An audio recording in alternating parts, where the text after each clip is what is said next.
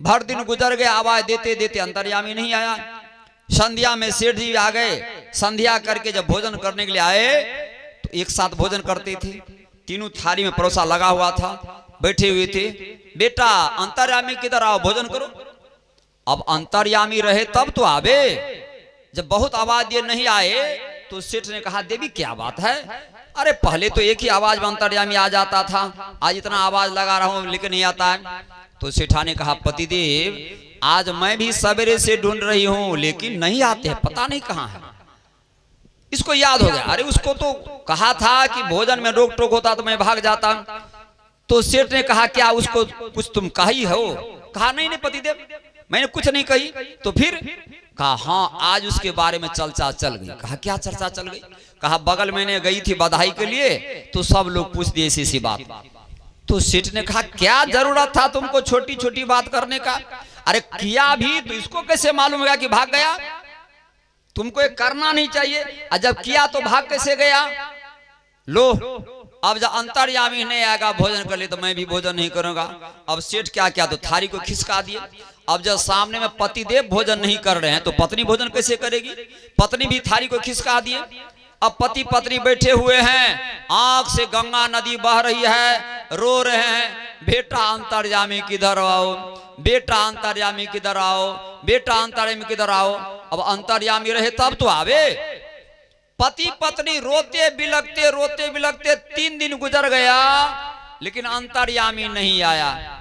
तीनों दिन यह पति पत्नी भूखे प्यासे रो रहे हैं, हे प्रभु कहाँ है, हे प्रभु कहाँ है, बेटा अंतर्यामी कहाँ हो? अरे बेटा से बढ़ करके प्रेम किया, कहाँ हो? 3 दिन जब भूखे प्यासे रोते बिलखते गुजर गया, चौथा दिन सवेरे ये जो संकल्प कर लेते जब अंतर्यामी नहीं आएगा तो भोजन नहीं करेंगे। परमात्मा तो दया के सागर होते हैं। चौथा दिन सवेरे अंतर्यामी प्रकट हो गया। जब सवेरे अंतर्यामी प्रकट हो गए तो पति पत्नी दोनों चरण पर गिर गया, हे प्रभु कहाँ चले गए थे आप, कहाँ चले गए थे आप? न जाने 13 महीना आप यहाँ रह करके सेवा किए, कितना अपराध बन गया होगा। हे प्रभु क्षमा कर दीजिए, हे प्रभु क्षमा कर दीजिए। जानते हैं अंतर्यामी क्या कहा? अंतर्यामी मतलब परमात्मा, निर्गुण निराकार जो पारब्रह्म परमात्मा थे वही अपने भक्तों की इच्छा पूरा करने के लिए नौकर बन करके आ गया। तो वह अंतर्यामी क्या कहा? ऐ सेठ जी हमको कोई अपराध नहीं हुआ आप लोगों से, बड़ा मन लगा, लेकिन सुनिए पूरे सारी दुनिया मैंने छान मारा, कहीं वैष्णव घर नहीं मिला, और वैष्णव घर जो आपका था इसीलिए मैंने आ गया।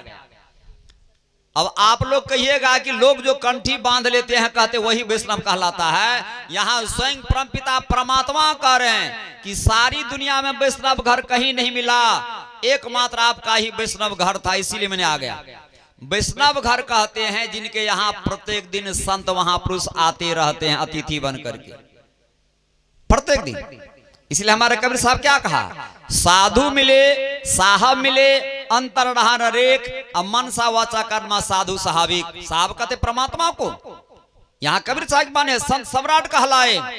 हमारे गुरुदेव कहा करते थे संसार में कबीर साहब नहीं आते, गुरु नानक महाराज नहीं आते तो लोग को दिशा का ज्ञान भ्रमित हो जाता, दिशा नहीं मिलता। ऐसे संत हुए। और ऐसे हमारे संत क्या कहते हैं? कबीर सोई दिन भला जा दिन साधु मिला, अंक भरे भरी बेटिए पाप शरीर आ जाए। दर्शन कीजिए साधु का दिन में कई बार, आसो जा का मेह जम बहुत करे उपकार, कई बार नहीं करी सके दो बखत करिले, कबीर साधु दरसते काल दगा नहीं दे। हमारे कबीर साहब कहते हैं कबीर सोई दिन भला, भला कहते शुभ को, जरूरत नहीं है कि पंडित जी के पास जाइए पतरा उल्टाइए। कबीर साहब कहते हैं संत आ गए, सत्संग आरंभ हो गया तो आप मुंडन कर सकते हैं, बेटी की विवाह, बेटा की विवाह, गृह प्रवेश, जो भी शुभ कर्म करने के लिए चाहते हैं कर सकते हैं। लाभ क्या होगा? तो अंक भरे भरे भेटिए पाप से जा। अंक कहते संपत्ति को, भंडार में वृद्धि होता है, बरकत होता है कब? जब संत आते हैं सत्संग होता तब। और पाप शरीर आ जाए, और साधु के दर्शन से पाप चला जाता है। इसीलिए हमारे विद्यापति महाराज भगवान शंकर के अनन्य भक्त थे। और वह जब प्रकट हो गया भगवान शंकर इनकी भक्ति से, तो कहा वर मांगो वर मांगो। तो विद्यापति ने कहा कि प्रभु मेरे यहाँ आप रहिए। अच्छा ठीक है, जब तुम कहते हो मेरे यहाँ रहिए, तो वह जो है नौकर बन करके भगवान शंकर प्रकट हो गए। कहा आज से मेरा नाम रहेगा उगना। लेकिन सुनो, यह बात किसी को मालूम नहीं हो कि इस शंकर भगवान है। आज जिस दिन मालूम हो जाएगा तो हम भाग जाएंगे, हम नहीं रहेंगे। यह बात मात्र विद्यापति जानते थे। भगवान शंकर जानते कि मैं शंकर हूं। अब विद्यापति जानते कि स्वयं मेरे यहाँ जो है उगना बन के नौकर बन करके भगवान शंकर रह रहे हैं। 13 महीना उसके यहाँ भगवान शंकर उगना बनकर नौकर बनकर सेवा किया। एक दिन उनकी पत्नी विद्यापति की पत्नी भोजन बना रही थी और चल्हा जो चूल्ही में लगा था आधा चला जल गया था, आधा बचा हुआ था। और संजोग कोई ऐसा काम गलती कर दिया उगना, वो बेचारी चूल्ही से चेला खींच लिया।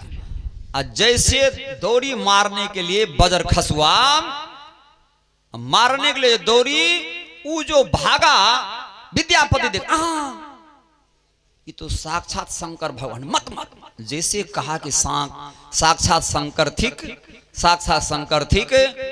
उगना तो अंतर ध्यान हो गए। जब अंतर ध्यान हो गए तो विद्यापति की पत्नी ने कहा पतिदेव कौन था? कहा हे देवी वह तो स्वयं भगवान शंकर थे, तुम क्या कर दिया, क्या कर दिया। अब पति पत्नी रो रही है, विलाप कर रही है। हेरो उगना हेरो रुसना हमारा भंग पिसना कते का तोरा खोजब रे यही बन में, यही बन में। हेरो उगना हेरो रुसना हमारा भंग पिसना कते का तोरा खोजब रे यही बन में, यही बन में।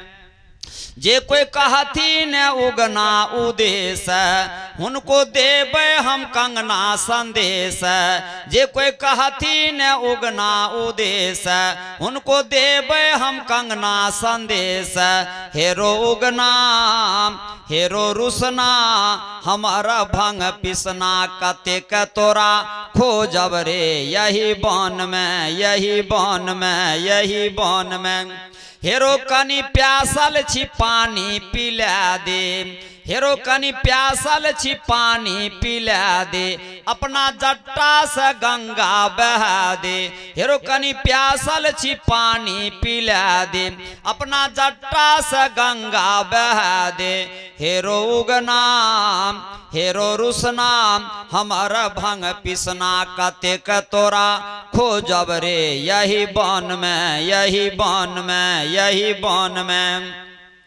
विद्यापति खोजैया बन में, विद्यापति खोजैया बन में। उगना बैसल छे हुनकर मन में।